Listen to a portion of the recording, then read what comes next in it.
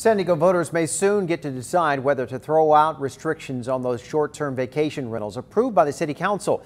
Our 10 News reporter Jennifer De La Cruz is live at the registrar's office where Airbnb supporters turned in those signatures today. Jen. Well, supporters say it supports tourism, and opponents say the people who are renting are often disruptive in those communities. And after City Council approved the new measures last month, supporters of Airbnb had about 30 days to collect 35,000 signatures, and they were up for the challenge today. They turned in 62,000.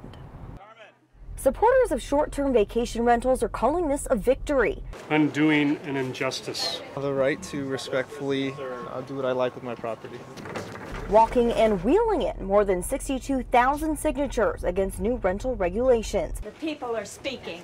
In July, San Diego City Council voted in favor of limiting short-term rentals to the renter's primary home.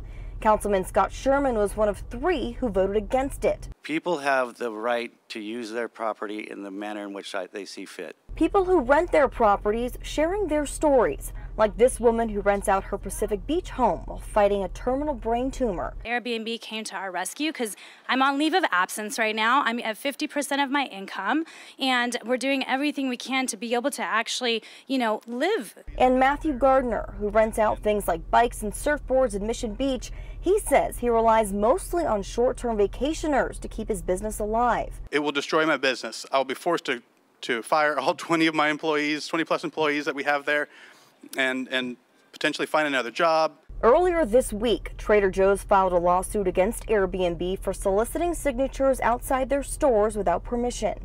Another group sent a letter to the California Secretary of State claiming the people collecting signatures were misleading voters into signing. Councilman Sherman says that's simply not true. They blow off the dust, they take out the excuses on why we shouldn't be doing it, and they move down the road. And one of those excuses is always the people collecting signatures aren't telling the truth.